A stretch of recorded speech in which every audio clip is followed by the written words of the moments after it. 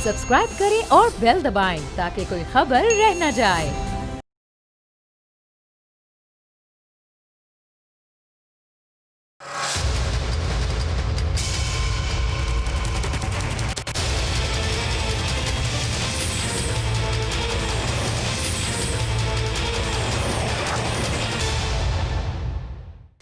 अस्सलाम वालेकुम, आप देख रहे हैं प्रोग्राम बस बहुत हो गया। मैं हूं अरबाब जहांगीर। वजीर आजम इमरान खान ने आज एक बार फिर काबीना की वजारतों में तब्दीली कर दी और शेख रशीद से वजीर रेलवे का कलमदान लेकर वजीर दाखिला की बड़ी कुर्सी पर उनको बिठा दिया। ये वही शेख रशीद हैं जिन्हें माजी में इमरान खान चपरासी तक रखने के लिए तैयार नहीं थे, लेकिन आज वजीर दाखिला बनाकर उनको बड़ी जिम्मेदारी सौंप दी गई है। इमरान खान उनसे मुतालिक उनको साथ बिठाकर क्या कहा करते थे, ये आप देखिए।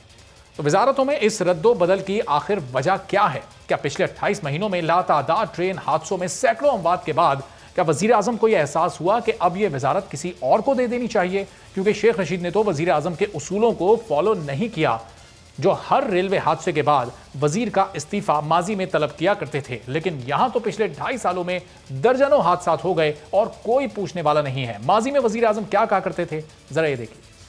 आजम स्वाति को रेलवे का वजीर बना दिया गया। क्या यह तकर्रुरी मेरिट पर हुई है? क्या आजम स्वाति के पास माजी में कोई ऐसा तजुर्बा रहा है जिसकी बुनियाद पर उन्हें इतनी बड़ी वजारत दे दी गई, जो आए दिन होने वाले हादसात की वजह से अक्सर मौजूए बहस बनी रहती है?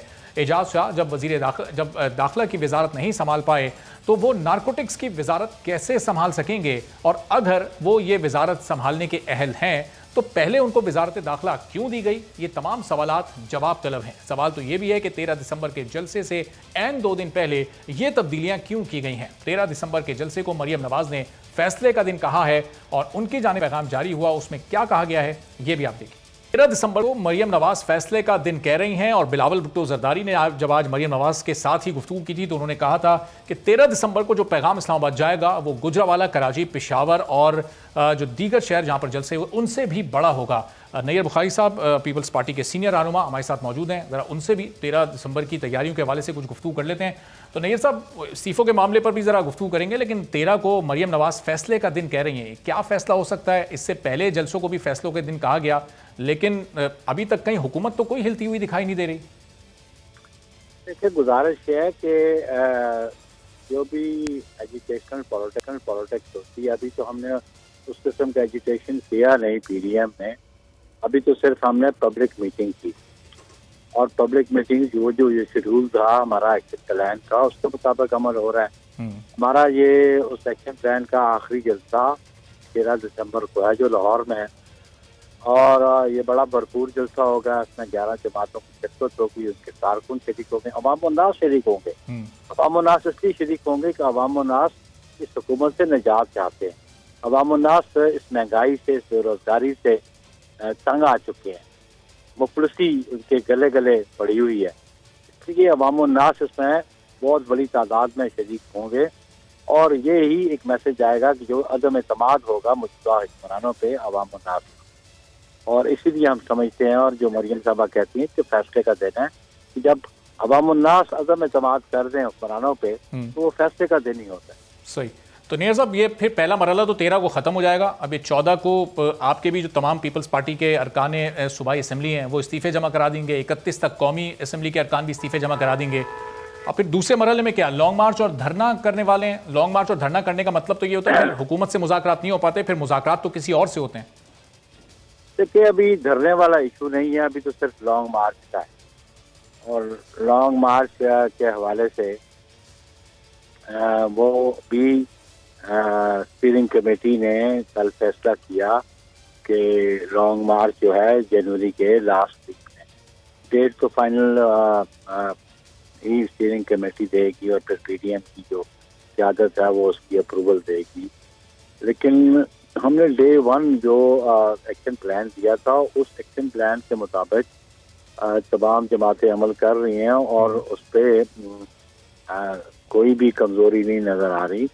अल्लाह का फजल है कि बड़ा कामयाब जलसा 13 को लाहौर में होगा और उसके बाद लॉन्ग मार्च का भी है और फिर ऑप्शंस जो हमारे एक्शन प्लान में थे वो नो कॉन्फिडेंस और इसके रेजिग्नेशन के भी थे। اور وہ بھی جو فیصلہ پی ڈی ایم کی قیادت کرے گی، پی ڈی ایم کا جو کلیکٹو فیصلہ ہوگا، تمام جماعتیں اس کی پابند ہیں، اور پاکستان پیپلز پارٹی بھی تمام جماعتوں کی طرح پی ڈی ایم کے فیصلے کی پابند ہے۔ تو نہیں صاحب، یہ جو استعفوں والا معاملہ تھا یہ تو سب سے آخری مرحلہ تھا، یہ دسمبر شروع ہوتے ہی استعفوں والا معاملہ کیوں اتنا زور پکڑ گیا؟ آپ کی جماعت کے لوگ بھی استعفے دے رہے ہیں، چاہے اپنی لیڈرشپ کو دے رہے ہیں، نون لیگ کے لوگ بھی دے رہے ہیں۔ استعفے تو وہ اپنی قیادت کے پاس دے رہے ہیں نا، پھر قیادت جو موضوع وقت سمجھے گی اس پہ وہ سبمٹ کر دیں گے، لیکن ابھی تو جو ممبران ہیں وہ استعفے جو دے رہے ہیں وہ استعفے اپنی قیادت کے پاس لا کے دے رہے ہیں۔ فیصلہ پھر پی ڈی ایم کرے گی، پی ڈی ایم کی قیادت کرے گی کہ کب ان کو سبمٹ کرنا ہے۔ صحیح، کہ اب یہ جو استعفے قیادت کے پاس تو آ رہے ہیں، تو پھر یہ قیادت کیا مولانا صاحب کے پاس جمع کرائے گی، یا جیسے پہلے طے ہوتا پیپلز پارٹی والے استعفے نون لیگ کو دے دیں گے، نون لیگ والے پیپلز پارٹی کی قیادت کو دے دیں گے، یہ ادلا بدلی ہوگی؟ نہیں، یہ بات نہیں ہے، یہ ہر قیادت کے پاس استعفے ہوں گے، اور پھر پی ڈی ایم جو ڈیسائیڈ کرے گی، پی ڈی ایم کی قیادت بیٹھ کے پی ڈی ایم کے جو کمپوننٹس پارٹی کے سربراہان میٹنگ کریں گے، اس پہ عمل ہوگا۔ تو نیر صاحب، اگر تمام پارٹی کی قیادت جو مرکزی رانو، صرف آپ کے لیڈر اس وقت اسمبلی کے ممبر ہیں، باقی لیڈرز تو اسمبلی کے ممبر بھی نہیں ہیں، نہ مولانا صاحب نہ مریم صاحبہ؟ نہیں، ان کی پارٹی کے لوگ تو اسمبلی میں موجود ہیں نا، پروونشل اسمبلیز میں بھی ہیں، نیشنل اسمبلی میں بھی ہیں، بلا شبہ کہ مریم صاحبہ نہیں ہے اور مولانا صاحب نہیں ہیں، مولانا صاحب کے فرزند ہیں، اور مولانا صاحب کے وہ فارمر چیف منسٹر کے پی کے وہ لیڈر آف اپوزیشن ہے۔ تو باقی جماعتوں کے لوگ تو جو ان کے نشان پہ انتخاب لڑکے ہیں پارلیمنٹ میں موجود ہیں، پروونشل اسمبلی میں موجود ہیں۔ اور نہیں صاحب، چلیں آخر میں جاتے جاتے یہ بھی بتا دیں کہ پیپلز پارٹی پر ہی کیوں شروع سے سوال اٹھتا ہے کہ وہ پی ڈی ایم کے ساتھ نہیں چلے گی؟ یہاں تک تو آپ ساتھ آ گئے، استعفوں والے معاملے پہ بھی بار بار یہ سوال اٹھ رہا تھا کہ آپ لوگ استعفے نہیں دیں گے، استعفے بھی آپ لوگ جمع کرا رہے ہیں۔ یہ تو شکستہ ذہنوں کی یہ اختراع ہے، یہ ان کی سوچ ہے، جو شکست خوردہ ہیں، چاہے وہ میڈیا کے کچھ لوگ ہوں، چاہے وہ حکمران ہوں، بالخصوص حکمرانوں کے جو پروردہ میڈیا کے لوگ ہیں، وہ اس بات کرنے کی بار بار میری قیادت کہہ رہی ہے، ہمارے تمام کہہ رہے ہیں کہ ہم اس فیصلے کے پابند ہیں جو پی ڈی ایم کی قیادت اور جماعتوں کی قیادت بیٹھ کے فیصلہ کرے گی۔ تمام 11 کی 11 جماعتیں اس فیصلے کی پابند ہیں۔ بہت شکریہ نیر بخاری صاحب، پاکستان پیپلز پارٹی کے سینئر رہنما ہمارے ساتھ موجود تھے اور کہہ رہے تھے کہ پی ڈی ایم جو بھی فیصلے کرے گی، پیپلز پارٹی کی قیادت اور پوری پارٹی اس پر عمل کرنے کی پابند ہوگی۔ ہنا پرویز بٹ صاحبہ، مسلم لیگ نون کی سینئر رہنما بھی ہمارے ساتھ موجود ہیں جنہیں آج نظر بند بھی کر دیا گیا ہے۔ تو ہنا پرویز بٹ صاحبہ، اب آپ اپنے گھر میں ہی موجود رہیں گی، پتہ نہیں جلسے میں شرکت کر بھی پائیں گی نہیں کر پائیں گی۔ مریم نواز تو اس کو فیصلے کا دن کہہ رہی تھیں، پھر یہ فیصلہ کن دن پر کیا ہوگا آپ کی اگر لیڈرشپ اس طرح گھروں میں قید رہے گی تو؟ میں یہی اس حکومت سے کہنا چاہتی ہوں کہ ملتان کے جلسے کے دن بھی ان لوگوں نے یہ حرکتیں کیں، لیکن اس سے ہمیں کوئی روک نہیں سکتا۔ میرے ساتھ میری بہت سی ایسے کارکن ہیں، پی ایم ایل این کے ورکرز ہیں جو میرے گھر پہ موجود ہیں، جمع ہوئیں گے، میرے ساتھ جائیں گے۔ تو بلکہ آج میں نے مینار پاکستان کا دورہ بھی کیا، وہاں بھی جا کے مجھے پتہ چلا کہ حکومت نے ابھی تک اجازت بھی نہیں دی جلسے کی، تو پریپریشنز نہیں ہو سکی، لیکن اس سے کچھ نہیں ہوتا۔ 13 دسمبر کو جلسہ ہوئے گا اور لاکھوں کی تعداد میں لوگ ہوئیں گے۔ آپ دیکھیں جیسے آپ نے سنا ڈی جے بٹ کو گرفتار کیا، اور کل میں دیکھ بھی رہی تھی کہ کس طرح وہ کہہ رہا تھا کہ مجھے باؤں بہنوں کی گالیاں نکالی جا رہی ہیں۔ تو اس میں ایک طرف سے یہ کیا میسج آپ لوگوں کو شو کر رہے ہیں؟ کل مریم بی بی نے لاہور ریلی میں وہاں لکشمی چوک پہ بٹ کڑائی پہ کڑائی کھائی، ان کے علاوہ اور بھی بہت سے لوگ موجود تھے، ان پہ بھی ایف آئی آر کر دی۔ اور ہم تو یہی کہہ رہے ہیں کہ مطلب ایک طرف سے حکومت کہتی ہے کہ ہم ان کو جلسہ کرنے دیں گے، دوسری طرف سے یہ اس طرح کی حرکتیں کرتے ہیں، تو میں اس چیز کو اسٹرانگلی کنڈیم کرتی ہوں کہ ہمیں اس طرح کی چیزیں نہیں کرنی چاہیے۔ مینار پاکستان کا جو آپ نے آج دورہ کیا تو وہاں پر وہ پانی تو نہیں بھرا ہوا تھا جو پچھلے 1-2 دن میں خواجہ آصف صاحب نے بھی ایک پرانی تصویر شاید غلطی سے ٹویٹ کر دی تھی، اور بہت ساری باتیں ہو رہی تھی کہ ہر بندہ یہ کہہ رہا تھا کہ وہاں پانی بھرا ہوا ہے، اور وہاں کی انتظامیہ کہہ رہی تھی کہ وہ تو معمول کا جو پانی دیتے ہیں وہی ہے۔ تو آپ نے وہاں کیا منظر دیکھا؟ دیکھیں، معمول کا پانی تو وہ نہیں تھا، ان نے جان بوجھ کے وہاں پانی بھرا تھا، کیونکہ آپ کو پتہ ہے کہ ابھی اس موسم میں بارشیں بھی سٹارٹ ہوئی ہے، ڈینگی بھی ہونے والا ہے، تو اتنا تالاب کی طرح پانی نہیں بھرا ہوتا وہاں۔ پانی اب تو خشک ہو گیا تھا، لیکن وہ لازمی طور پہ انہوں نے وہاں پانی بھرا تھا اور وہاں پانی چھوڑا تھا، اور یہ معمول کے والا پانی نہیں تھا۔ ابھی آپ دیکھ لیں کہ یہ جو ابھی تک اجازت نہیں دی ہماری وہاں ٹیم کھڑی ہے وہ نہ ابھی وہاں پریپریشنز کر سکتی ہے. پھر جو گرفتاریاں انہوں نے شروع کر دی ہیں ہمارے اہم رہنماؤں کو نظر بند کرنے کی کوشش کر رہے ہیں. تو یہ سب چیزیں کیا شو کرتی ہیں؟ یہی شو کرتے ہیں نا. بیسک ہوا کیا ہے میں آپ کو بتاتی ہوں. کل ہم مریم بی بی کے ہمراہ ریلی میں تھے تو ہم نے دیکھا کہ کتنی وہ مقبول لیڈر ہیں کہ ان کو ان کی جو مطلب ہوتا ہے کہ صرف لوگ وہ بیسکلی وہ آئی تھی وہاں لوگوں کو انوائٹ کرنے. 13 دسمبر جو ایک ریفرینڈم کا دن ہے وہ چاہتی تھی کہ اس حکومت کے اگینسٹ ہم باہر نکلیں اور اتنے لوگ محبت سے ان کے لیے نکلے. تو میں یہی کہہ رہی ہوں کہ اس طرح کی چیزیں دیکھ کے ان کو یہ ساری جو حرکتیں ہیں وہ یاد آ گئیں اور اب ان کو یاد آ گیا ہے کہ بھئی ہم نیشنل ڈائیلاگ کریں. تو یہ عمران خان صاحب کو سارے جو ترجمان ہے نا کرائے کہ ان کو پتہ لگ جانا چاہیے کہ اب ہم این آر او نہیں دیں گے. اب ہم بالکل بھی ان کو این آر او نہیں دیں گے. اب ہم بھی دیکھتے ہیں کہ یہ ہمارا کل کا جلسہ کیسے روکتے ہیں. یہ جتنے بھی لوگوں کو نظر بند کر دیں, ہمارے پہ ایف آئی آر کاٹتے ہیں, یہ ہمارے پہ جیل بھرو تحریک کر دیں, جو مرضی کر دیں. آپ لوگ نے پورا مینار پاکستان آپ بھر بھی دیں 13 تاریخ کو, جلسہ مقبول 13 دسمبر کو جلسہ ہو گیا, جلسہ کامیاب بھی ہو گیا, پہلا مرحلہ آپ کا پورا ہو گیا. پھر اس کے بعد کیا؟ پھر آپ لانگ مارچ اور دھرنے کی تیاری کریں گے؟ جلسوں والا تو معاملہ ختم ہو جائے گا. جلسوں سے تو حکومت کہیں بھی نہیں جانی ہے. دیکھیں انڈر ایسٹیمیٹ نہ کریں, ہمارے جو پی ڈی ایم کی موومنٹ ہے نا اس سے یہ حکومت ٹکنے والی نہیں ہے. یہ پہلی چیز. دوسری بات, یہ صرف یہاں ختم نہیں ہوئے گا. اس کے بعد جنوری کے اندر لانگ مارچ ہوئے گی اور اس کے درمیان ہم اپنے جلسے جلوس اور باقی سب چیزیں رکھیں گے. اور اسی طرح آپ کو جیسے پتہ ہے ریزگنیشنز کا بھی ہم لوگوں, میں نے اپنا ریزگنیشن سبمٹ کرا دیا پارٹی لیڈرشپ کو, میرے باقی سب کلیگز نے اپنے ریزگنیشن سبمٹ کرا دیا ہے. تو یہ چیزیں اب بہت سیریس ہو رہی ہیں. اسپیشلی ایک طرف سے آپ کہتے ہو ہم نیشنل ڈائیلاگ کرنے کے لیے تیار ہیں, دوسری طرف سے آپ لوگوں پہ ایف آئی آرز کاٹتے ہو, آپ ان پہ ظلم کرتے ہو, آپ جیل بھرو تحریک کرتے ہو, آپ ڈی جے بٹ ٹائپ ٹینٹ والوں کو, چائے دینے والوں کو, باقی سب لوگوں کو گرفتار کرتے ہو. تو یہ چیزیں سوٹ نہیں کرتی اس حکومت کو. اور بلکہ آپ بالکل یہ بات کریں تو میں نے آج سنا, آپ نے بھی سنا ہوگا کہ شیخ رشید کو انہوں نے انٹیریئر منسٹر بنا دیا. وہ سنا ہے ان کو اس لیے بنایا ہے کہ وہ لانگ مارچ کنٹرول کر سکے. تو میری بات سنیں, جو بندہ جس کو یہ عمران خان صاحب خود کہتے تھے کہ میں تو اس کو چپراسی نہیں رکھوں گا, یا آپ کو بھی یاد ہے, مجھے بھی یاد ہے, ابھی چلائے بھی ہم نے پروگرام میں اپنے کلپ, جب وہ یہ کہتے تھے. تو ہاں, اور دوسری بات کہ جو بندے جو انسان ریلوے کی منسٹری کو اس نے تباہ و برباد کرا, جتنے ریلوے کی منسٹری میں جو حادثات ہوئے شیخ رشید کے ٹائم پہ ہوئے, وہ اس کو دیکھتے ہوئے تو اب اس کو آپ نے انٹیریئر منسٹری بنا دیا ہے. تو اب 2 دن بعد شاید وہ فردوس عاشق ایوان صاحبہ کو, فردوس عاشق صاحبہ کو عثمان بزدار کی سیٹ پہ بھی نہ بٹھا دیں. لیکن ہنا صاحبہ, یہ آپ نے تو اپنا ریزگنیشن سبمٹ کر دیا, بہت سارے اور ممبران نے بھی کر دیا, لیکن آپ کی پارٹی کے کچھ ممبران نے آج وزیر اعلیٰ پنجاب سے رابطہ بھی کیا ہے. اس رابطے کی آپ کے پاس انفارمیشن خبر ہے؟ وہ کون لوگ ہیں, اندرون خانہ کیوں رابطے کر رہے ہیں؟ کیا پاکستان تحریک انصاف جوائن کرنا چاہتے ہیں؟ دیکھیں وہ کچھ نہیں, ایسی کوئی بات نہیں ہے. یہ 3 4 5 لوگ ہیں جو پہلے دن سے ایسے لوٹے ہیں, اور ہم لوگوں نے, آپ کو پتا ہے مریم بی بی نے کلیئرلی یہ بات کی تھی کہ ہم لوٹوں کے لیے اس پارٹی میں کوئی جگہ نہیں ہے, اور نہ ہی ایسے لوگ جو اپنی لائلٹیز بدلتے ہیں ان کے لیے اس پارٹی میں جگہ ہے. جو لوگ میاں محمد نواز شریف کی ٹکٹ پہ الیکشن لڑ کے آتے ہیں ان کو شرم آنی چاہیے ایسے کام کرنے میں. تو ان لوگوں کو پوائنٹ آؤٹ کیوں نہیں کر رہے اور ایکشن کیوں نہیں لے رہے ہیں صاحبہ؟ عثمان بزدار, ان لوگوں کے خلاف ایکشن کیوں نہیں لیا جا رہا؟ نوٹس دے دیا ہوا ہے ان لوگوں پہ آلریڈی, بالکل ایکشن لیا ہوا ہے, شوکاؤٹ نوٹس بھی ہے, دوبارہ ایکشن لیں گے ان لوگوں کے خلاف.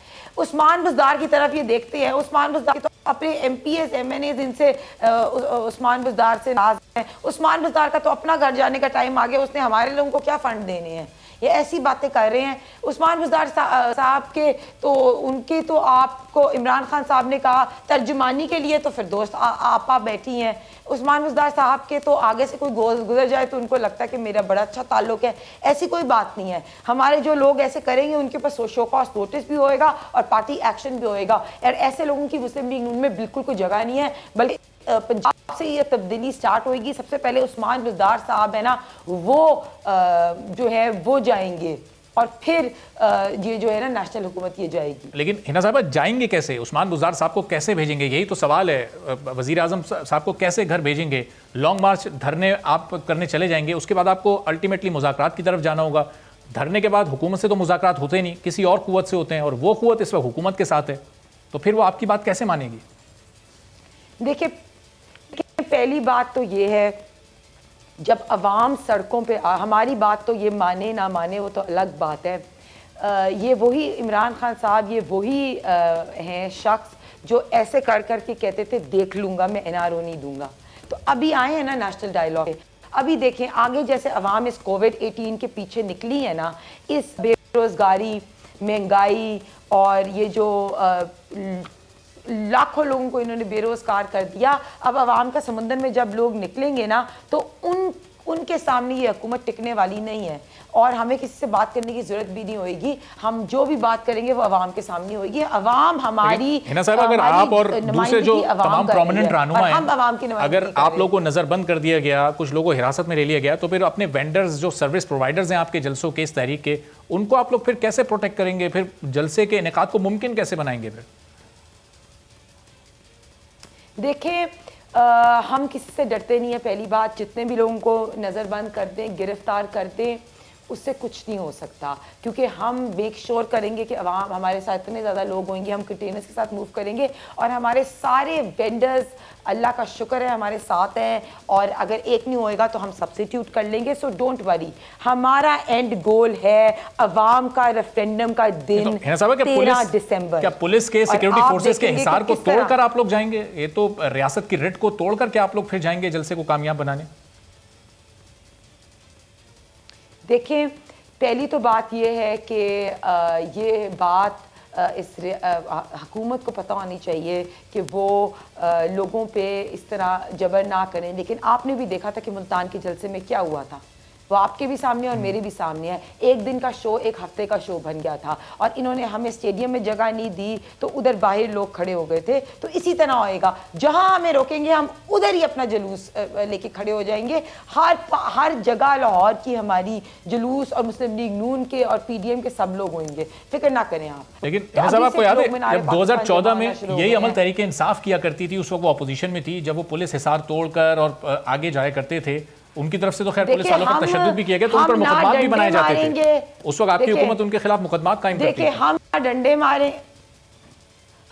ڈنڈے ماریں گے, نہ ہم PTV کو اوپر حملہ کریں گے, نہ ہم پارلیمنٹ پہ حملہ کریں گے, نہ ہم سول ڈس اوبیڈینس موومنٹ کریں گے, نہ ہم بل جلائیں گے. ہماری رائٹ ہے پیسفل احتجاج کرنا, پیسفل پروٹیسٹ کرنا. لیکن صاحب جو پھر یہ مولانا صاحب یا انصار الاسلام کے اہلکار ڈنڈا بردار اہلکار لے کر جا رہے ہیں مریم صاحبہ کی حفاظت کے لیے, 100 ڈنڈا بردار جو تیار کیے گئے ہیں, تو پھر یہ کیا کسی جنگ کی تیاری ہو رہی ہے؟ یہ آپ تو کہہ رہی ہیں کہ ہم پیسفل رہیں گے, تو پھر یہ ڈنڈا بردار کیوں ہے ساتھ؟ دیکھیں پہلی تو بات یہ ہے کہ مریم بی بی کو سیکیورٹی فراہم کرنا اسٹیٹ کی ذمہ داری ہونی چاہیے, اور بلاول بھٹو کو بھی جو سیکیورٹی فراہم کرنا اسٹیٹ کی ذمہ داری ہونی چاہیے, رادر دین کہ ہم جو ہے ہم لوگوں کو یہ کہہ رہے ہیں کہ تھریٹ ہے مریم بی بی کی جان کو, اور وہ اپنی جان کی پرواہ کیے بغیر عوام میں نکل رہی ہیں. تو یہ اسٹیٹ کی رسپانسبلٹی ہے کہ ان کو پروٹیکشن پرووائڈ کریں, اور یہ اسٹیٹ کی رسپانسبلٹی ہے ہم سب کو پروٹیکشن پرووائڈ کریں. لیکن ہم لوگ یہ بلیو نہیں کرتے کہ ہم ہاتھ اٹھانا یا ڈنڈے مارنے پہ کرتے. مولانا صاحب کی جب جلسہ تھا نا, آپ نے مولانا صاحب کی دیکھی ہے جلسہ اور ریلیز, ان کے اندر کتنے پیسفل لوگ ہوتے ہیں. لیکن پھر حنا صاحبہ اس کوشش میں اگر یہ کووڈ-19 پھیلتا ہے خدا نخواستہ, اور اگر لوگوں کو افیکٹ کرتا ہے, کیسز بڑھتے ہیں, کچھ لوگوں کی جانیں بھی چلی جاتی ہیں, تو پھر ان جانوں کی ذمہ داری کیا PDM قبول کرے گی؟ کیا مسلم لیگ نون, پیپلز پارٹی, مولانا صاحب اس کو قبول کریں گے؟ دیکھیں ہم لوگ تو سب لوگوں کو کہہ رہے ہیں, ہم میک شور کرتے ہیں کہ ہمیں پیسفل جلسہ کرنے دیں, ہم میک شور کریں گے کہ ہم اپنے سارے جو ہمارے کارکن ہیں وہ سب ماسکس پہنے. ہم نے بہت زیادہ ووٹ کو عزت دو کے ماسکس پہنائے ہیں.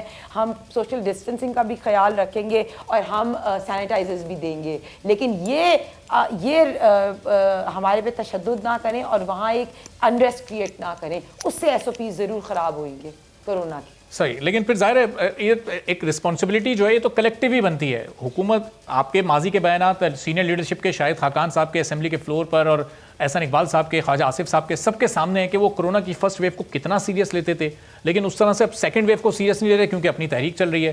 گورنمنٹ اس وقت بھی لاک ڈاؤن کے حق میں نہیں تھی، اب لاک ڈاؤن اس لیے کر رہی ہے کیونکہ آپ کی تحریک چل رہی ہے. جب کرونا فرسٹ ویو میں جب کرونا کا اجلاس ہوا اور اس میں اپوزیشن لیڈر شہباز شریف بلاول صاحب موجود تھے تو عمران خان صاحب نے آئے ہیں، اپنی تقریر کی ہے اور تقریر کر کے انہوں نے ویٹ بھی نہیں کیا کہ اپوزیشن کے جو رہنما ہیں وہ بات کر لیں. تو ان کی سنسیئرٹی لیول کرونا پہ یہ ہے.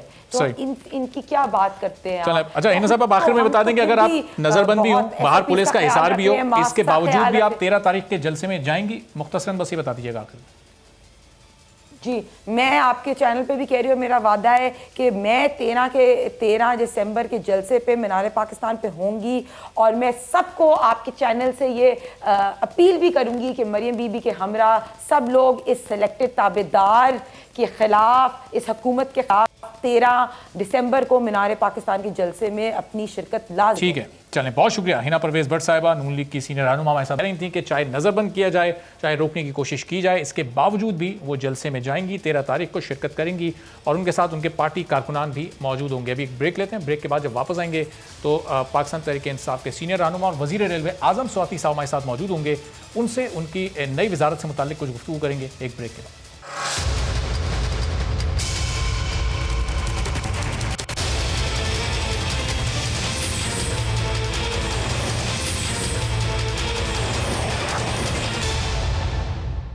پروگرام میں ایک بار پھر آپ کو خوش آمدید کہتے ہیں اور آج وزیر اعظم پاکستان عمران خان نے کابینہ ارکان کی وزارتوں میں ایک بار پھر رد و بدل کیا. اور کیا رد و بدل کیا گیا ایک بار پھر یہ آپ کو بتائیں کہ وزیر ریلوے شیخ رشید کو وزارت سے ان کی تبدیل کر دی گئی، وزیر داخلہ ان کو لگا دیا گیا. اعجاز شاہ جو کہ وزیر داخلہ تھے اب ان کو نارکوٹکس کا وزیر لگا دیا گیا اور اعظم سواتی صاحب جو کہ نارکوٹکس کے وزیر تھے اب ان کو ریلوے کا قلمدان سونپ دیا گیا ہے. اب اس نئی وزارت میں کون کیسا پرفارم کرے گا یہ تو آنے والا وقت ہی بتائے گا، لیکن جو پچھلی وزارتیں تھیں ان کو کیوں تبدیل کیا گیا ہے. اعظم خان سواتی صاحب ہمارے ساتھ موجود ہیں. اعظم صاحب بہت شکریہ، آپ نے وقت نکالا، ریلوے کے آپ نئے وزیر بنے. سب سے پہلے تو نارکوٹکس کے منسٹر کی حیثیت سے یہ آپ کو قلمدان سے ہٹا دیا گیا، دیگر 2 لوگوں کو بھی ان کی قلمدان تبدیل کیے گئے، وجہ کیا بنی سر؟ دیکھیں یہ وجہ معلوم کرنا تو آپ کا کام ہے، آپ اپنے منصب سے وفائی تو کرتے نہیں ہیں. کام تو یہ تھا کہ تقریباً جو ہے کوئی 2-3 بجے کے قریب ہماری وزارتیں جو ہیں تبدیل کی گئی ہیں، تو آپ کا یہ اخلاقی فرض تھا، آپ کے منصب کا فرض تھا کہ جا کر انسداد منشیات کے اندر، اسی طریقے سے وزارت ریلوے کے اندر جو ہے جا کے پتہ کرتے کہ یہ لوگوں نے کیا کام کیا ہے، اگر بہتر کیا ہے اور اس کے لیے اور اچھی بہتری کی ضامن جو ہے وزارتیں دی جا رہی ہیں تو میرا خیال ہے آپ کو اپریشیٹ کرنا چاہیے، پازیٹیو لینا چاہیے. میں اس لیے آپ سے یہ گزارش کر رہا ہوں کہ میں نے سائنس ٹیکنالوجی میں کام کیا، 2 مرتبہ وزیر رہا، پارلیمانی امور میں کیا ہے اور اب انسداد منشیات کے اندر. آپ پر فرض عائد ہوتا ہے کہ مہربانی کر کے اپنے کسی نمائندے کو یا خود کل 1 گھنٹہ کم از کم ان وزارتوں میں جو ٹاپ کے ٹیئر ہے ہمارا، یعنی سیکرٹری صاحب، ایڈیشنل سیکرٹری، ڈپٹی سیکرٹری، ان سے جا کر ذرا معلومات کریں کہ یہ صاحب جو وزیر تھے تو یہ کیا کر رہے تھے. اگر اخلاق کے لحاظ سے، کردار کے لحاظ سے، امانت کے لحاظ سے، دیانت کے لحاظ سے، کارکردگی کے لحاظ سے ہم نے اچھا کام کیا ہے تو پھر وہ آپ رپورٹ جو ہے اپنے عوام کو یا اپنے چاہنے والوں کو جو ہے اپنے پروگرام کے ذریعے دیں. تو میرا یہ خیال ہے کہ آپ کے منصب کی مناسبت سے یہ ایک وفا ہے. لیکن اگر آپ مجھ سے پوچھیں گے اور میں اپنے میاں مٹھو یہ کہوں گا کہ میں نے یہ گز مارے تو میرا خیال ہے یہ مناسب نہیں ہے. تو اعظم صاحب جب بھی ظاہر ہے کسی محکمے کو آپ کو چلانا ہوتا ہے، کوئی بھی شخص ہو، اس کے لیے اس کو ظاہر متعلقہ تجربہ بڑا درکار ہوتا ہے. شاید ماضی میں ریلوے میں آپ کا کوئی ایسا خاص تجربہ نہیں رہا. شیخ رشید صاحب تو بہت زیادہ وزارتوں پر رہ چکے ہیں، پہلے وہ ریلوے کے منسٹر تھے، پھر وہ اب داخلہ کے وزیر بنا دیے گئے. تو یہ متعلقہ تجربہ جب آپ کے پاس نہیں ہے تو پھر آپ اس پر کام کیسے کریں گے؟ ابھی تو 3 سال آپ کی حکومت کے باقی ہیں، پھر کیا پلانز ہیں آپ کے آگے کے لیے اور کس طرح سے ان پر عمل درآمد کروائیں گے؟ مجھے ذرا یہ بتائیں کہ 1947 سے لے کر آج تک جتنے وزیر سوائے شیخ رشید صاحب کے، اور وہ بھی پہلی مرتبہ جب آئے تو ان کے پاس کوئی تجربہ نہیں تھا، یہ انشاءاللہ تعالیٰ جو ہے ترجمہ آپ کو ہوتا ہے کہ آپ کی دیانت سے، آپ کی ذہانت سے، آپ کی محنت سے اور انٹینٹ سے. اگر میں پڑھا لکھا اچھا خاصا ہوں اور اگر میں نے زندگی کے اندر جو ہے اسی محنت کی وجہ سے اور اللہ تعالیٰ کی مہربانی کی وجہ سے، سب سے بڑی بات ہے اللہ تعالیٰ کی مہربانی، اپنی منسٹریوں کے اندر کارہائے نمایاں اگر کام کیے ہیں، محنت اور لگن سے، دیانتداری سے کام کیا ہے، یہ شرط ہے، تو پھر انشاءاللہ تعالیٰ یہاں خدا کے فضل سے جو ہے اچھی مثبت تبدیلی آئے گی. ظاہر ہے کہ میں شیخ رشید کا مقابلہ تو نہیں کر سکتا، وہ تو منجے ہوئے سیاستدان بھی ہیں اور ظاہر ہے کہ 6-7 مرتبہ جو ہے اسی وزارت کا قلمدان ان کے پاس رہا ہے. لیکن ان کے نقش قدم پر میں نے ابھی بھی تھوڑی دیر پہلے ٹیلی فون پہ ان سے بات کی. میں نے کہا آپ جانے والے کہیں نہیں ہیں، آپ مجھے روزانہ بتائیں گے تاکہ میں غلطی جو ہے نہ کروں. اور میں میڈیا کو بھی کہتا ہوں کہ اگر میں کوئی غلطی کروں تو میرا قبلہ جو ہے کم از کم وزارت کا درست کر دیں. اعظم صاحب یہ تو آپ کے بھی اور ہم سب کے سامنے ہے کہ ریلوے میں آئے دن حادثات ہوتے رہتے ہیں. جب بھی کوئی حادثہ ہوتا ہے شیخ رشید صاحب سے اپوزیشن استعفے کا مطالبہ کرتی ہے. وہ اس لیے کرتی ہے چونکہ ماضی میں وزیر اعظم عمران خان جب وہ اپوزیشن میں تھے تو وہ ماضی کے منسٹر سے سعد رفیق صاحب سے وہ مطالبہ کیا کرتے تھے استعفے کا. تو اب جب بھی کوئی حادثہ ہوگا پھر آپ سے استعفیٰ مانگا جائے گا، پھر آپ تیار ہیں اپوزیشن کے اس مطالبے کا سامنا کرنے کے لیے؟ دیکھیں میں تو کوئی ایسی بات نہیں کر رہا تھا، لیکن آپ نے خود ہی مجھے یہ بتائیں کہ سعد رفیق صاحب کیا مجھ سے زیادہ پڑھے لکھے ہیں؟ کیا مجھ سے زیادہ محنت کرتے ہیں؟ کیا اس سے پہلے ان کے پاس ریلوے کی وزارت تھی؟ اگر نہیں تھی تو انشاءاللہ تعالیٰ اعظم سواتی بیسٹ پرفارم کرے گا. اب میں آتا ہوں آپ کے حادثات کی وجہ سے. دیکھیں حادثات کی ایک بنیادی وجہ نہیں ہے، اس کا پورا نظام جو ہے اس کے اندر نقص ہے. آپ کی پٹریاں اتنی پرانی ہیں، ان لوگوں نے جو ہمارے یہ سیاسی وڈیرے جو اس وقت جو ہے ایک ناٹک رچا رہے ہیں، انہوں نے پی آئی اے کو، اس کو، سٹیل مل کو، جتنی ایسے اسٹیٹ انٹرپرائز ہیں ان کو لوٹا ہے، ان کا خون چوسا ہے. ان کے اندر آپ یہ بتائیں کہ جو آپ کی یونینز ہیں کتنا انہوں نے جو ہے گناونا کھیل کھیلا ہے اور جس کی وجہ سے ان اداروں کو کتنا بڑا نقصان ہوا. انشاءاللہ تعالیٰ یقین رکھیں کہ اگر میرے آنے کے بعد جہاں میں آیا تو میں نے سائنس ٹیکنالوجی کو صحیح سمت پہ ڈالا اللہ کے فضل سے، اس کی مہربانی سے. لیکن اعظم سواتی صاحب یہ کوئی 2.5 سال کے قریب 28 مہینے کے قریب شیخ رشید صاحب اس ظاہر قلمدان پر فائز رہے، لیکن حادثات کو تو وہ بھی نہیں روک پائے بلکہ پچھلے دور سے زیادہ حادثات ہوئے. تو اب آپ اس کو کس طرح اگلے 3 سال میں روکیں گے؟ کیسے قابو کریں گے؟ کوئی پلاننگ ہے آپ کے پاس؟ ایک سیکنڈ تو رکے نا، مجھے پورا جواب تو دینے دیں. جی آپ اگر میں نے وفاقی وزیر کی حیثیت سے جو ہے پارلیمانی امور کی وزارت کو بہتر طور پہ چلایا ہے، دیکھ لیں ریکارڈ آپ کے سامنے، یہ آپ کا کام ہے.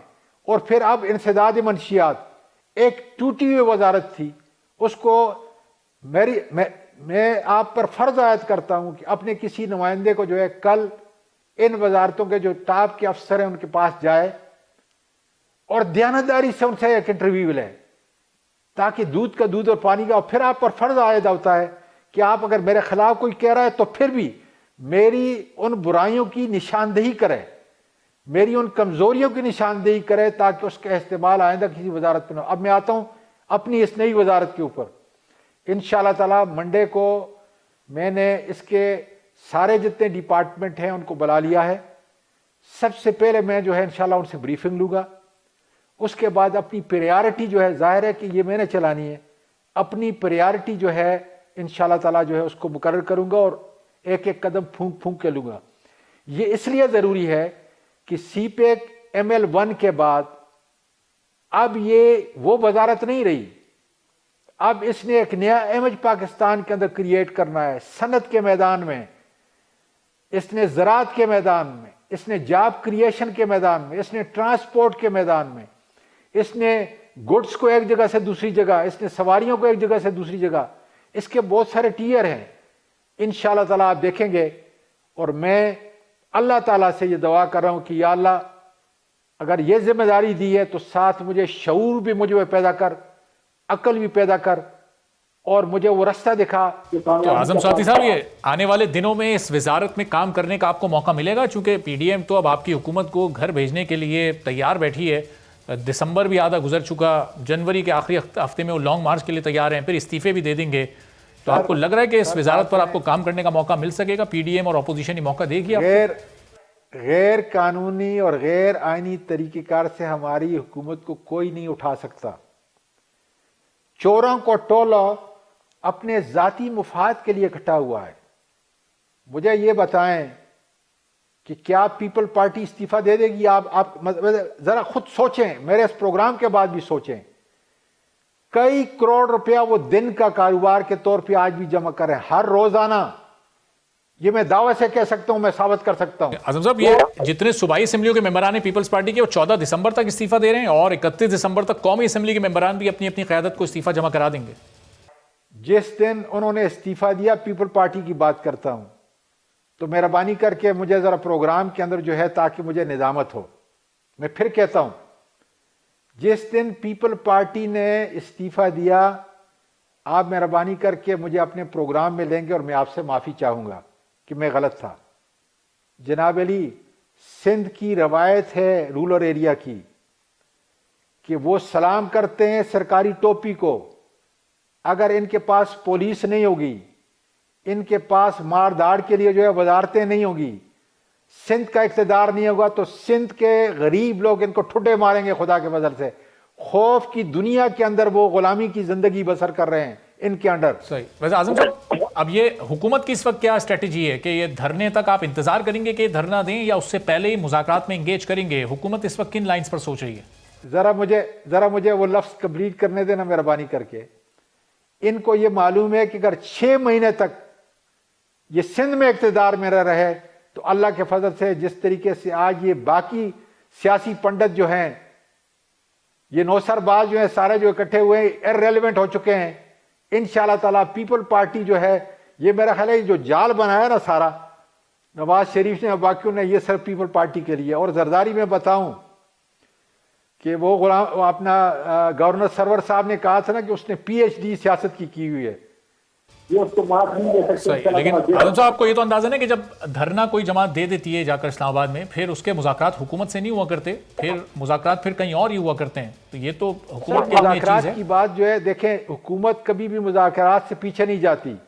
ہم نے صرف ایک شرط کی ہے کہ نیب کے اوپر، نیب کے آئین کے اوپر، نیب کے قانون کے اوپر جو ہے کسی قسم کا کوئی سودا نہیں ہوگا.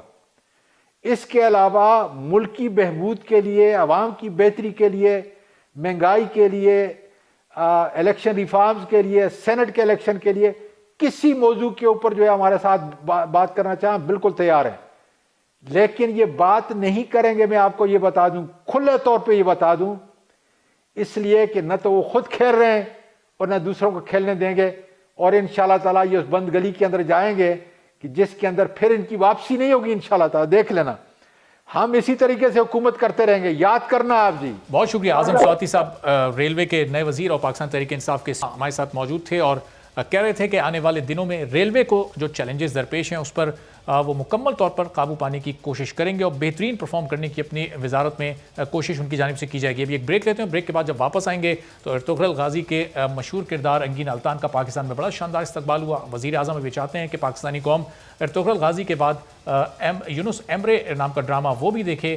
پاکستان میں اس طرح کے ڈرامے کیوں پروڈیوس نہیں کیے جا رہے، کیوں پاکستان ایسا کانٹینٹ بنانے میں کامیاب نہیں ہو پا رہا، یہ سوال کریں گے جاوید شیخ صاحب، اور شمون عباسی صاحب ہمارے ساتھ موجود ہوں گے ایک بریک کے بعد.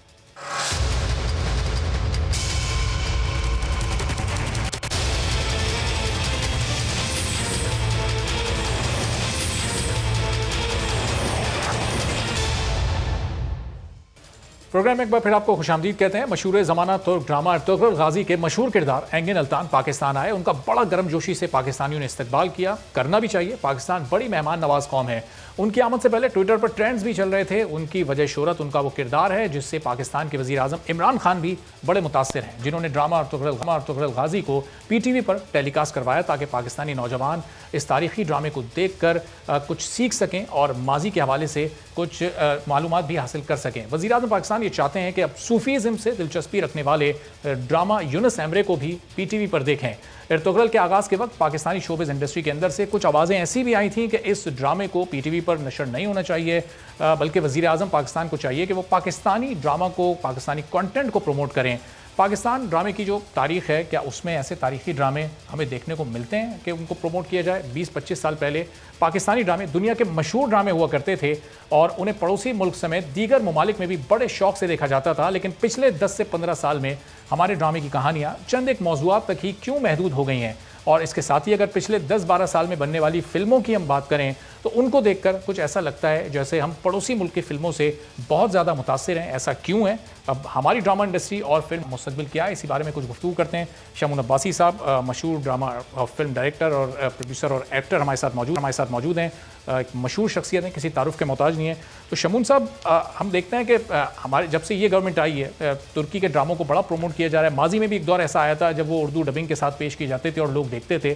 ہمارا اپنا ڈرامہ، ہماری اپنی فلم تو ماضی میں بڑی مشہور رہی ہے، ایک بڑی کامیاب تاریخ رہی ہے اس کی، تو ہم ایسی چیزیں کیوں نہیں کر سکے؟ ہم نے تاریخی حوالوں سے اس طرح کے ٹاپکس کو کیوں کور نہیں کیا؟ ہم چند ایک کہانیوں تک کیوں محدود ہو کر رہ گئے؟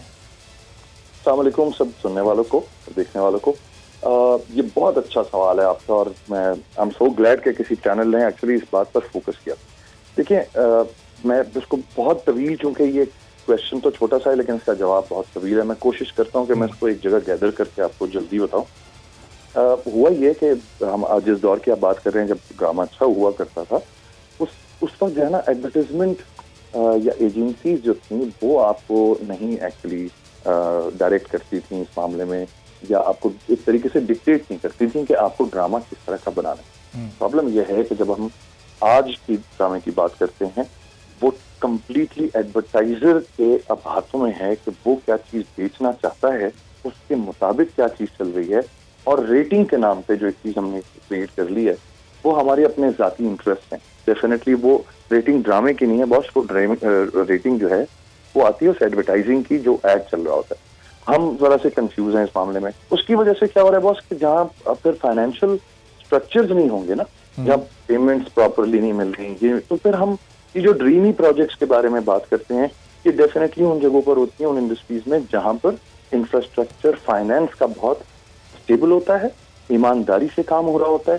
ہمارے ملک میں ابھی بھی ایگریمنٹس، پیمنٹس اور ڈیوز، ان سب چیزوں کا معاملہ 2020 میں بھی چل رہا ہے، جس کی وجہ سے سب سے پہلے اس وقت جو کوشش کی جا رہی ہے، مختلف گورنمنٹ کے ادارے ہیں جو اس وقت اس کوشش میں گامزن ہے، ایوری نائٹ ایوری ڈے میں آپ کو بتا رہا ہوں کہ ان چیزوں کو جب دیکھیں روٹ کاز جو ہے نا، جب آپ کی جڑ ٹھیک نہیں ہوگی تو آپ کا وہ جو درخت ہے وہ پھل نہیں دے پائے گا۔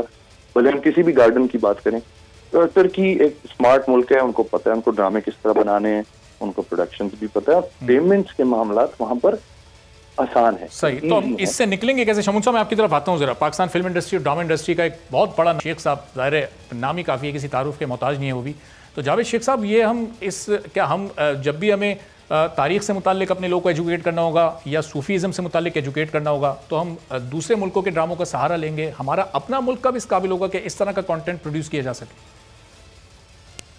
بات تو یہ ہے کہ الحمدللہ ابھی بھی ہم اپنے کانٹینٹ جو بھی ہمارا بن رہا ہے وہ الحمدللہ بہت پسند کیا جاتا ہے۔ پورا ہندوستان جو ہے وہ ہمارے جو ڈرامے ہیں وہ بڑے ذوق و شوق سے دیکھتا ہے اور بڑی تعریف کرتا ہے، اور الحمدللہ دیکھو بات یہ ہے کہ ہم کو دوسرے کا کام دیکھ کے، وہ ترکی ایک ڈیولپنگ کنٹری ہے اور بہت آگے ہے ہم سے، اور وہ یہ جو پروڈکشن ہے ارتگال یا عشق ممنون یا اور جتنے بھی ڈرامے ہم نے یونس ایمرے آنے والا ہے پی ٹی وی پر، یونس ایمرے۔ بات یہ ہے کہ آج سے 25-30 سال پہلے تو ترکی کا یہ بالکل ہی کوئی نہ ٹی وی کام کا تھا نہ فلمیں کام کی تھی، مگر انہوں نے ڈیولپ کیا، حکومت نے ان کا ساتھ دیا اور وہ انہوں نے محنت کی اور پھر انہوں نے اپنی مارکیٹ پوری دنیا میں بنا لی۔ اب ان کا ڈرامہ جو ہے میرا خیال ہے 75 یا 80 ملکوں میں جاتا ہے، تو جب اتنے ملکوں میں ان کا ڈرامہ جائے گا، جگہ بنا لی ہے، تو وہ اس پوزیشن میں ہے کہ وہ ارتگال جیسا ڈرامہ جس میں بہت اچھا لگا ہوا۔ لیکن جاوید صاحب، جیسے سندھ کو تاریخی اعتبار سے باب الاسلام کہا جاتا ہے، ملتان کو اولیاء کی سرزمین کہا جاتا ہے، اور کئی ایسے تاریخی شہر ہیں پاکستان میں تو ہماری ڈرامہ انڈسٹری یا فلم انڈسٹری ان ٹاپکس پر کیوں کام نہیں کرتی؟ اس سے متعلق کچھ پروڈکشن ہمیں کیوں دکھائی نہیں دیتی اپنی اسکرینس پہ؟ یہ بات تو یہ ہے کہ میں یہ کہہ رہا ہوں کہ وہ جب آپ کی مارکیٹ اگر کھلی ہے تو آپ اتنا پیسہ لگائیں گے. ہم بنا سکتے ہیں، ایسا نہیں ہے، بن سکتا ہے. ہمارے یہاں بہت ٹیلنٹڈ رائٹر ہیں، ڈائریکٹر ہیں، ایکٹرز ہیں، سارا کچھ ہے، مگر ایک تھوڑی سی گورنمنٹ کی سپورٹ چاہیے اور اوپر سے تھوڑا سا کھلا پیسہ چاہیے جو جیسے وہ کام کرتے ہیں تو وہ we can do that. I think یہ سلسلہ شروع ہوا ہے، بالکل اس حساب سے انشاءاللہ اللہ نے اچھا. میں آپ کی طرف واپس آتا ہوں. تو شمون صاحب، ہم نے دیکھا کہ ہمارے ڈرامے، جاوید صاحب بھی کہہ رہے ہیں کہ پڑوسی ممالک میں بڑے پسند کیے جاتے ہیں، لیکن یہ بھی ایک حقیقت تھی کچھ سال پہلے جب تک پڑوسی ملک سے ہمارے تعلقات بہتر تھے، ان کے ڈرامے بھی یہاں بہت پسند کیے جاتے تھے، اور ایک ایسا وقت بھی تھا کہ ہمارے ڈراموں سے وہ ڈرامے اوپر چلے گئے تھے، لوگ اتنی ریگولرلی اس کو دیکھتے تھے. تو یہ تو ظاہر ہے چونکہ اب وہاں تعلقات خراب ہو گئے تو آٹومیٹکلی اب مجبوری کے طور پر پاکستانی ڈرامے لوگوں کو دیکھنے پڑ رہے ہیں. اس حقیقت کو آپ تسلیم کرتے ہیں؟ یہ واقعی ہے؟ دیکھیے، یہ تو ایک جیوگرافکلی بھی ایک ایسی چیز ہے جس کو تسلیم کرنا پڑے گا. اس کی وجہ یہ ہے بس کہ انڈیا اور پاکستان یہ ایک ہی زمین تھی، ایک ہی پراٹھا ہے، ایک ہی اچار ہے، ایک ہی سالن ہے. آپ سمجھ رہے ہیں نا؟ ذائقہ بھی وہی ہے، لینگویج بھی تقریباً وہی ہے، ڈریسنگ بھی وہی ہے. تو کہیں نہ کہیں ہم ایک دوسرے سے ریلیٹ کرتے ہیں. اب وہ پولیٹیکل جو ایشوز ہیں اس نے سیپریٹ کہیں کر دیا ہے، لیکن deep inside we are related to each other. اچھا، وہ اس کو پھر لسانی فسادات کی شکل میں ہمیں الگ کر دیا گیا یا کچھ بھی کر دیا گیا، نفرتیں پھیلائی جاتی ہیں. لیکن ہم جس کام سے، میں اور شیخ صاحب جس کام سے تعلق رکھتے ہیں وہ محبتوں کا پھیلانا ہے، وہ کنیکٹ کرنا ہے، انسانیت پہ بات کرتے ہیں. ہم جب کوئی رول کرتے ہیں تو ہم انسان پورٹری کر رہے ہوتے ہیں، ہم کسی ریلیجن کو پورٹری نہیں کرتے. ہم کسی پاکستان سے محبت ہے، اور پاکستان سے ہمیں یوں محبت ہے کہ ہمیں پتہ ہے کہ پاکستان میں بہت کیپیسٹی ہے پوری دنیا میں اپنے آپ کو ایک جس کو کہتے ہیں ایک eligible country, especially show business کے تھرو ہم بہت کچھ دکھا سکتے ہیں. شیخ صاحب کا کہنا بالکل درست ہے، ہمارے پاس سب کچھ ہے. صحیح. تو اس وقت ان چیزوں پر باقی دھیان دینا چاہیے کہ جب یہ سارا ایسٹ پاکستان کے یہ شیخ صاحب سے لے کر اور شیخ صاحب سے نیچے جتنے بھی ایکٹرز اور نئے لوگ، آپ کے پاس ایک خزانہ ہے پرفارمنس کا، رائٹرز کا، پرانے رائٹرز کا، ڈائریکٹرز کا، جو آج مارکیٹ سے باہر جا کے کام کر رہے ہیں. ٹھیک ہے نا؟ ہمارے سارے اچھے ڈائریکٹرز جو ہیں وہ ابھی Z5 کے لیے کام کر رہے تھے. کیوں؟ کیونکہ ان کے لیے یہاں پر مواقع نہیں ہے، لیکن ان کو کام کرنا ہے تو وہ جا کے Z5 کے لیے کر لیں گے، وہ جا کے کسی اور پرائم کے لیے کر لیں گے. ہمیں اب اپنے گراؤنڈ ٹھیک کرنے ہیں تو ہمارے پلیئر ٹھیک ہے، اور گورنمنٹ کی ظاہر اس میں سپورٹ بھی بڑی ضروری ہے. تو جاوید شیخ صاحب، یہ جو اس وقت 5th جنریشن وار کا یہ دور ہے، پڑوسی ملک ہمارا اپنی فلمز کے ذریعے، ڈراموں کے ذریعے جھوٹے پروپیگنڈے کرتا ہے، اس طرح کے جملے سامنے آتے ہیں کہ ہم گھس کر ماریں گے. حقیقت اس کے برعکس ہے، کس طرح سے مار کھا کے یہاں سے جاتے ہیں وہ سب کے سامنے ہے. ہم اس معاملے میں بھی پیچھے رہ گئے جواب دینے میں اس 5th جنریشن وار میں.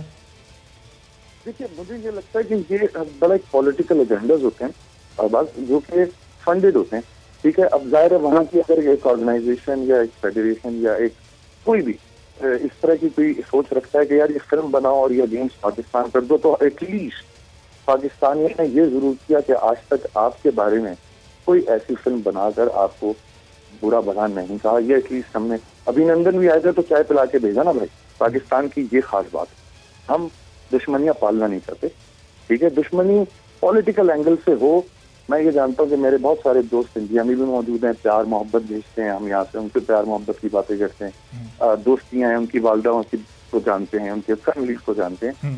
پولیٹیکل ہے باس، یہ سارا سیاست ہے جس سے ہمارا تعلق نہیں. ہم ایکٹرز ہیں، ہم ڈائریکٹرز ہیں، ہم رائٹرز ہیں. ہم انسانیت پہ بات کرنا چاہتے ہیں، ہم دوستی پہ، پیار بڑھانے پہ بات کرنا چاہتے ہیں. صحیح. تو یہ جھگڑے جب ہوتے ہیں تو یہ سارے سیاسی اینگل کے ہوتے ہیں، فلم نہ دینا، فلم کا آنا، فلم کا نہ جانا. ٹھیک ہے. اچھا، تو جاوید شیخ صاحب، یہ بطور مجموعی شوبز انڈسٹری کی سوچ ہے کیا؟ یہ جو غیر ملکی ڈرامے ہیں، چاہے حکومتی سرپرستی میں وہ چل رہے ہیں، یہ چلنے چاہیے نہیں چلنے چاہیے؟ اس سے یہاں کا ٹیلنٹ ڈسٹرب ہوتا ہے نہیں ہوتا؟ کیا سوچ ہے بطور مجموعی شوبز انڈسٹری کی؟ نہیں چلنا چاہیے، کوئی ایسی بات نہیں. دل بڑا رکھنا چاہیے. وہ ان کے دل چھوٹے ہوتے ہیں، ان کا کام بھی چھوٹا ہوتا ہے.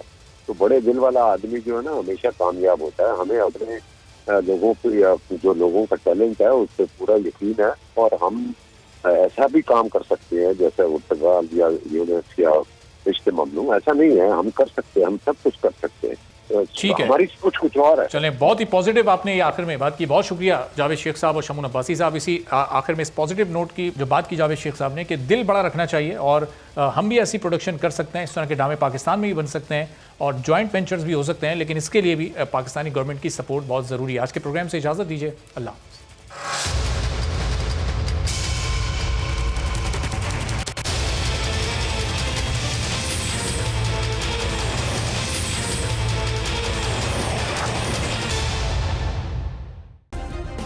सब्सक्राइब करें और बेल दबाएं ताकि कोई खबर रह न जाए।